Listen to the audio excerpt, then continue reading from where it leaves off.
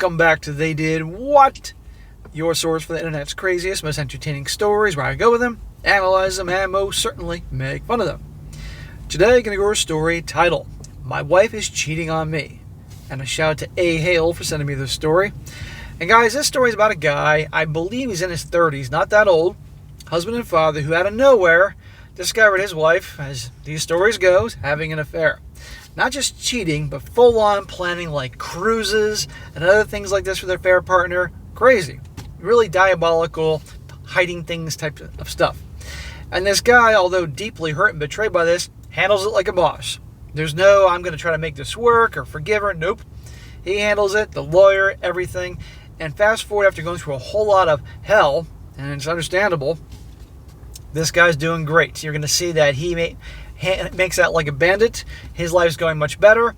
And I'm sure you all can imagine that her life getting involved with a Chatter Tyrone probably ain't going to end too well. That'll be a good one here to show you guys that sadly this stuff happens and you got to pay attention to all the red flags.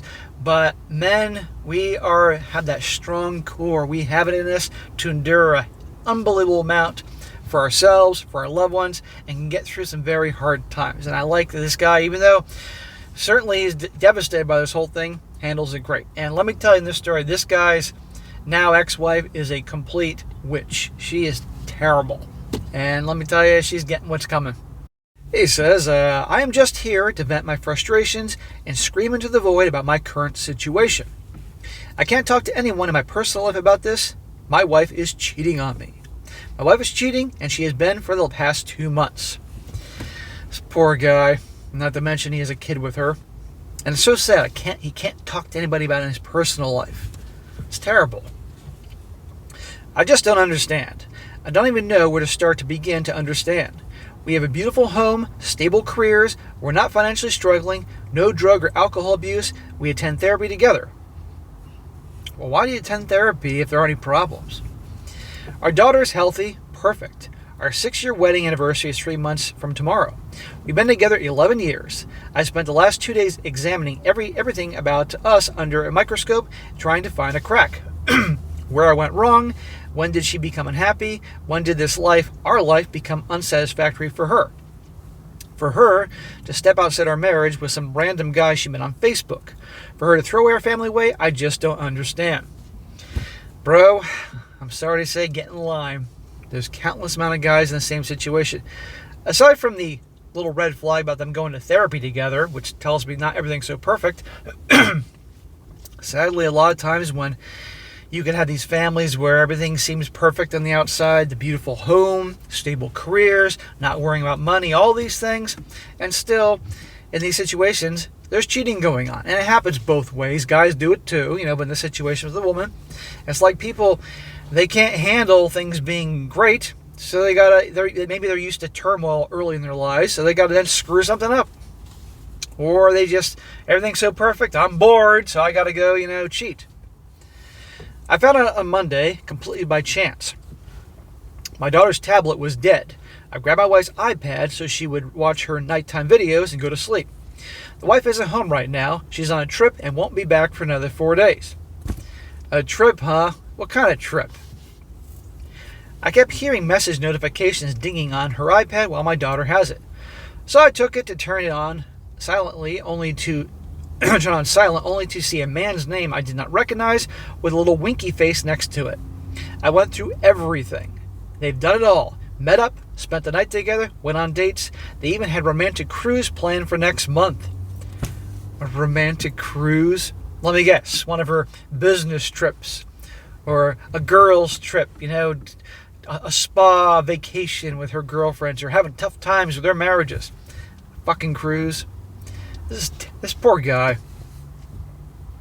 The same cruise, she told me, was a bachelorette trip with one of her friends. There you go, what I just say. All these outings that I encouraged. She told me they were with friends. I encouraged her. I was so proud she was getting out there and becoming more social, since she expressed motherhood made her feel like a recluse. And after digging a little deeper, all these new so-called friends she's been out with don't even exist. All lies. They are characters she created to continue her relationship with this man. What a freaking witch.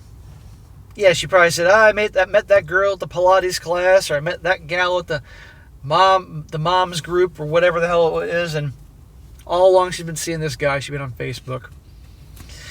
I felt like a complete and total idiot. I never second-guessed a lie she fed me. I gave her 100% of my trust. We've been doing couples therapy for a year. We communicate, we go on dates, we get each other gifts. Our sex life was great. Well, clearly things aren't great, bro. And this is one area, I mean, I feel bad for him and his wife's an a-hole, but you can't be that surprised if you said you've been going to couples therapy for a year. Clearly there were problems, you know? And I think also this guy, like a lot of men, they see what they want to see. You know, that's what happens a lot of times. These guys see what they want to see, and they are shocked when their wives or girlfriends do a lot of these things. I'm not blaming she's the a-hole, but still.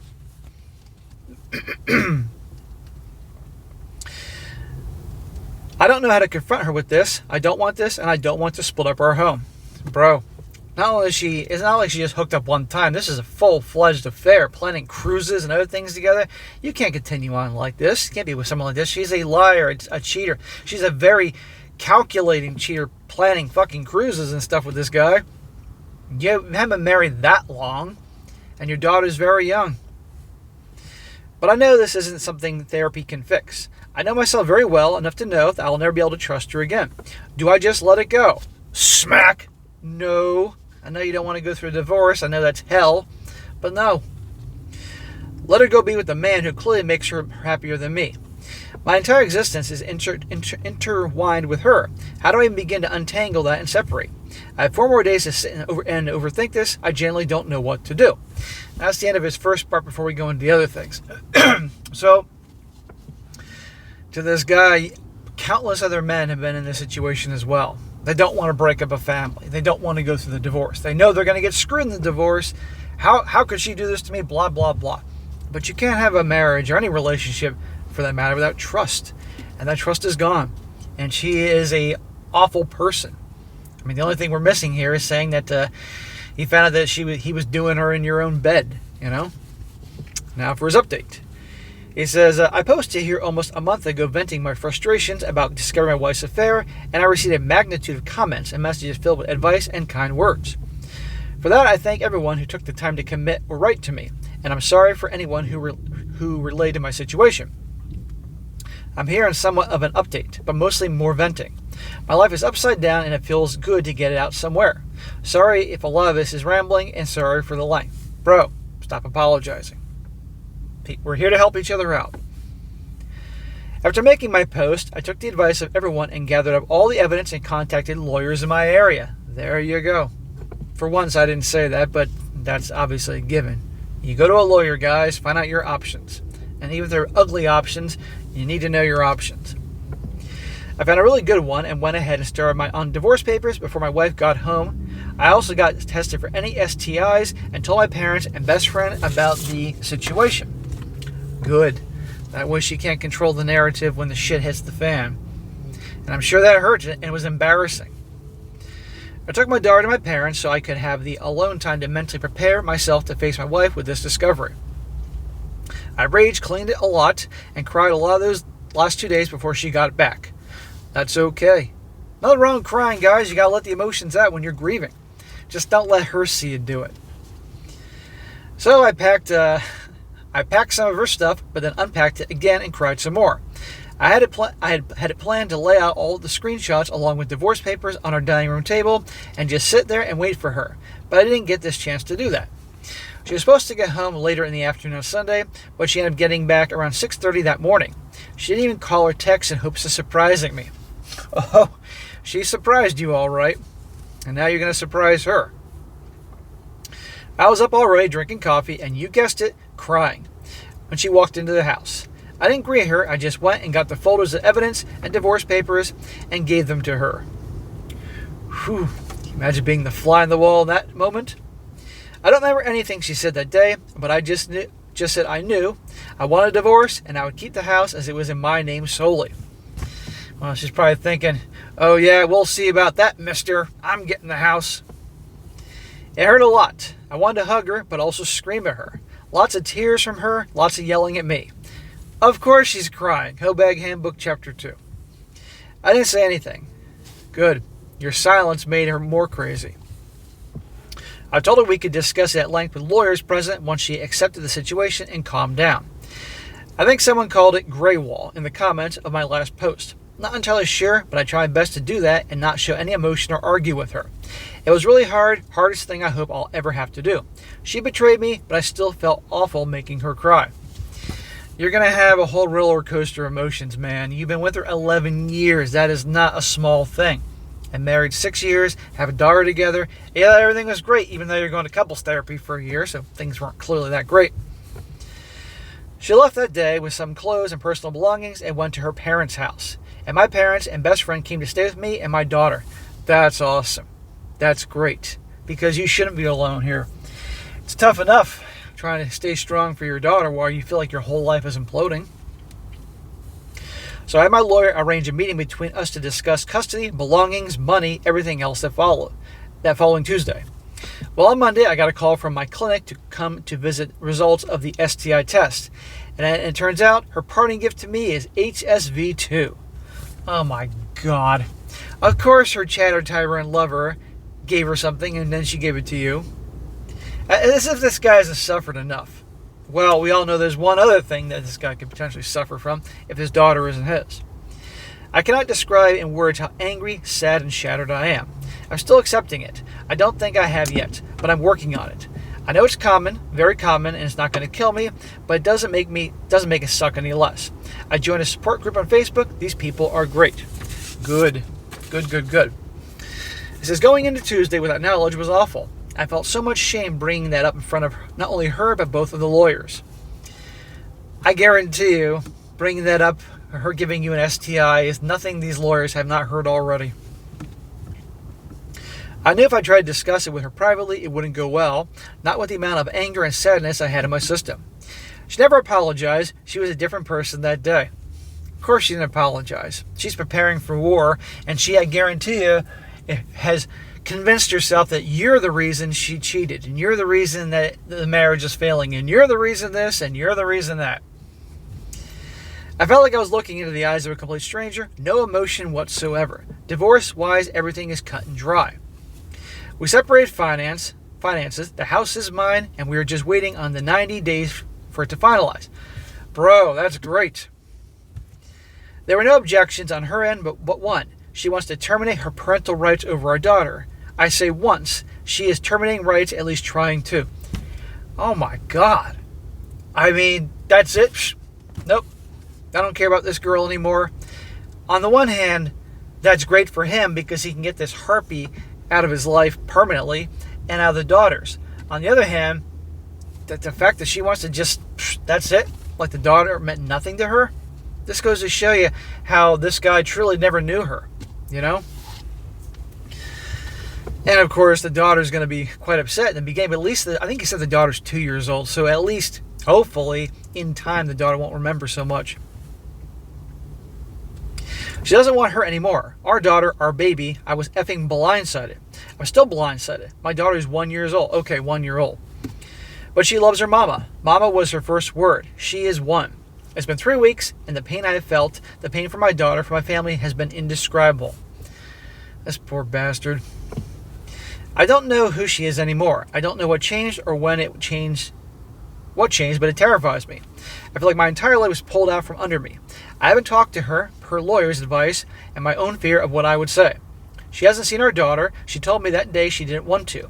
She didn't want any pictures from our home, any memories, just her clothes and electronics. I don't understand any of it. I don't think I ever will. Sounds like a fucking sociopath. You know what? You don't even try to understand her at this point. She's just the ice queen. She's awful. But you know what? She's soon to be out of your life. And you're still young enough you can start over. But I know that doesn't help how you feel in the present moment. But don't worry, guys. Things will end on a high note for our guy here. We have to go to court for her to petition to terminate rights. And I don't want to look at her. I just can't accept this as reality right now. Not after everything. I'm trying as hard as I possibly can to keep a positive outlook on everything and be strong for my family and my baby. But this has been so hard. I hope a year from now I can look back and say I survived that. But right now it feels impossible to even see next week. I'm not thinking about ending myself, so don't take it as that. I'm just emotionally, mentally, physically demolished, absolutely demolished. So that is the end of part 2, and now we're going to go on to part 3, the happy ending, because thank God we can get it, if you can call it a happy ending. In my opinion, it is, given what's happened here. But listen to this poor guy here. But notice here, he's staying strong. He's holding himself above water for his daughter, for his family. You know, that's what men do. It's amazing the strength we all have deep down inside of us, even if we doubt that. Part 3. And this part 3 is 9 months after the 2 other posts, which is, and part 3 here is only a couple days old. It says, "Hi there. For anyone who has messaged me and the loads of comments I've received regarding my past venting in this account, apologies first off. I generally kind of forgot about I had it. Not much of a Reddit guy, but I've been getting back into TikTok lately and saw a video about super depressing Reddit story. And I remember my own super depressing Reddit story. It's been around 8 months or so since I posted here in my upside down situation, and a lot of people messaged me in that time wanting to know how I was and what unfolded, and I really appreciate you strangers for all the kind messages. It generally means a lot, and I'm sorry if I haven't replied or anything. My life has been such a whirlwind these past few months, it's hard to believe that it was that long ago. But you know what, man? You survived. You stayed strong. To sum up the sad stuff, first off, my divorce was finalized without any hiccups or holdups. Well, that's a blessing. I'm still in the works of trying to sell our old house, but in the meantime, we moved to a new state. My ex is still in the process of petitioning for termination of parental rights. I've only seen her 3 times since moving, and it's been to fly out for court. I was granted temporary full custody in the process, per her request and suggestion, and she was not mandated any visitation and has denied any offer of it. Again, this is actually a blessing, you know? But call me crazy, but I think one day this woman here may have a moment where she realizes how she threw everything away, will be back begging him to take her back or begging to see the daughter. I'd be like, fuck you. She has not seen my daughter in 7 months. She has not requested to. She's requested not to. I don't know what else she's been up to, or she's still with her boyfriend or not. Since the divorce, it's been in the best interest of my mental health to keep in contact as minimal as possible, and she has done the same. I've offered many chances for her to visit with my daughter, whether it would be a video call or flying out, and before we moved, I asked her weekly, but it was always a no. Her parents still video call with my daughter, and we're hoping they can fly out over the summer and spend some time with her.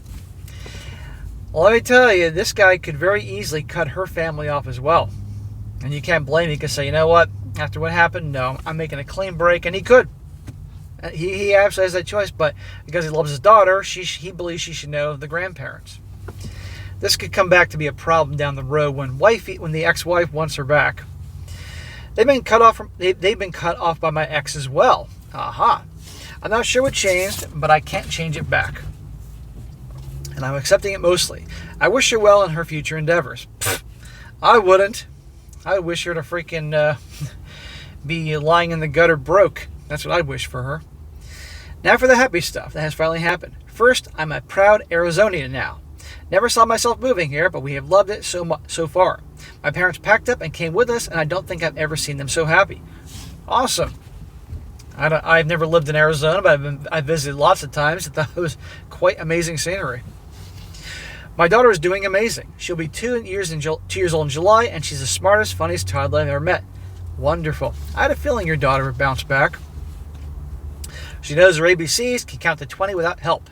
Loves animals and bugs especially. She thinks farts and cow mooing are the definition of comedy, and she doesn't know, but she's been my biggest motivator to heal from this whole ordeal and be my best self. Yes, exactly. You're staying strong for your daughter. Like, I generally don't know how I helped make such an awesome kid. The more her personality grows, the more in awe I am of just how cool she is. I could talk for days about her, so I'll cap it here before this ends up being a Harry Potter-length post. As for myself, I'm in therapy and have been throughout these last 8 months, and I'm much better headspace. I'm working on getting back on top of my health as I put on about 30 stress pounds. I'll get there eventually, but I'm not sweating it too much. I've not dated or tried to. I don't think I will anytime soon. No. You need to get fully divorced and heal and work on yourself and all these different types of things before you can consider that. And frankly, after what you've been through, no one would blame you to ever get in a relationship again. Frankly, I don't see why you should ever get married again. But be careful for all those single MOMs that are going to see you with your daughter and think, oh, he's easy prey. And they will. I've adjusted to being a single parent and pretty okay for the most part. I credit that to my family and friends more than anything else because they've been a huge support system throughout all this. That's awesome. And that's cool as parents move there too. There are still really hard moments that have happened, and I know there are more to come. But I will roll with it as I have this and hope to come out on top. This is not the end of the world for me, even if it feels like it at the moment. The sun will rise tomorrow, birds will chirp, and all will be well. Thanks to my therapist for that, these 2 sentences have helped me immensely. Sorry this ended up being so long. I should really pick up journaling, maybe a blog or something. But thank you again to everyone who took the time to give me advice in the hardest time of my life. And thanks again as you read this. I genuinely appreciate it. Well, bro, I'm so glad you're doing better. And it's nice to have a story in a manner of speaking and on a high note here. The best revenge is success. And he's moving on. And I frankly think it's great. He got that house and he could sell it and take the profits from that. He got sole custody of the daughter, even though it's so sad and awful that she just, here you go, could care less about the daughter. Because the guy she's having an affair with, I guarantee you, who gave her the STI, I might add, guarantee you, is going to kick her to the curb eventually. And one day, she'll be back. Because they all come back. They all come back when things are tough. And if she's involved with a chatter Tyrone, and that ain't going to go well long term, she'll be back. And this guy, I think it's safe to say he's going to give her a big giant fuck you, and she'll deserve it, you know. And so it goes to show you guys, man, you got to stay strong, and we're all going to go through hard times at some point. It's inevitable because as the saying is, life, shit happens, and we all have that strength in us. So I wish this guy all the best. All right, guys, that is it for today. Be sure to comment down below. Let me know what you think about this. And be sure to like the video, share with your friends, and subscribe. I'll catch you next time.